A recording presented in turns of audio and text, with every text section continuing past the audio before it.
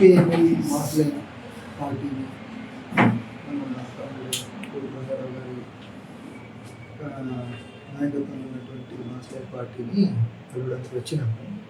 ఈ సందర్భంగా దేశంలో రాష్ట్రంలో ఉన్నటువంటి రాజకీయ పరిణామాల పట్ల చర్చించుకోవడం జరిగింది. కొన్నింటి పట్ల ఏకాభిప్రాయం రావడం జరిగింది. కొన్నింటి పర్గంగా చర్చించుకోవాలని ఫీల్ అయ్యి ఈ సమావేశాన్ని జరుపుకోవడం జరిగింది. ఇంకా కొనసాగిద్దాం ఇలాంటి సమావేశాలు.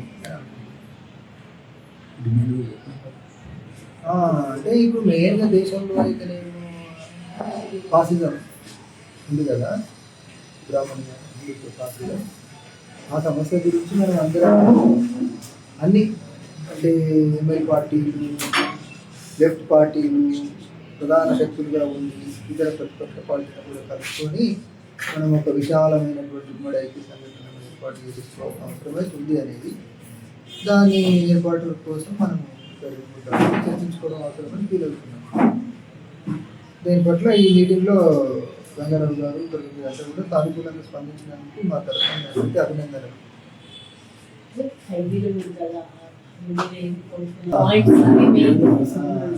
సరే, అంటే ఇతరత్ర ఇంకా కొన్ని విషయాలు ఉన్నాయి. దాంట్లో తర్వాత ముఖ్యమైనది ఏంటంటే రాజకీయ ఖైదీల విడుదల.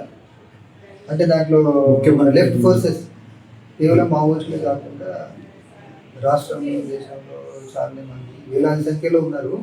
వాళ్ళందరినీ రాజకీయ ఖైదీగా గుర్తించి విడుదల చేయాలనేటువంటి డిమాండ్. దాని మీద కూడా మనం వేరు ఫ్రంట్లను ఏర్పాటు చేసుకొని ఉద్యమాన్ని నడుపుకోవాల్సిన అవసరం ఉంది.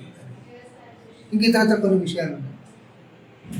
సిపిఐఎంఎల్ మార్క్లైన్ పార్టీని మన రాష్ట్రంలో గారి నాయకత్వంలో ఉన్నటువంటి మార్క్లైన్ పార్టీని అభివృద్ధి వచ్చినాము. ఈ సందర్భంగా దేశంలో రాష్ట్రంలో ఉన్నటువంటి రాజకీయ పరిణామాల పట్ల చర్చించుకోవడం జరిగింది.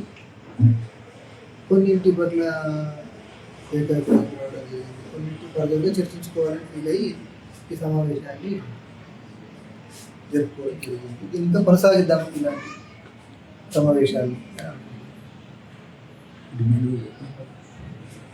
అంటే ఇప్పుడు మెయిన్గా దేశంలో అయితే నేను ఫాసిజం ఉంది కదా, బ్రాహ్మణ ఫాసిజం, ఆ సమస్య గురించి మనం అందరం అన్ని అంటే ఎంఎల్ పార్టీలు, లెఫ్ట్ పార్టీలు ప్రధాన శక్తులుగా ఉండి ఇతర ప్రతిపక్ష పార్టీలను కూడా కలుపుకొని మనం ఒక విశాలమైనటువంటి ఉమ్మడి ఐక్య సంఘటన ఏర్పాటు చేసుకోవాల్సిన అవసరమే ఉంది అనేది, దాని ఏర్పాటు కోసం మనం చర్చించుకోవడం అవసరమని ఫీల్ అవుతున్నాం. దీని పట్ల ఈ మీటింగ్లో రంగారావు గారు అందరూ కూడా సానుకూలంగా స్పందించినందుకు మా తరఫున అభినందనలు.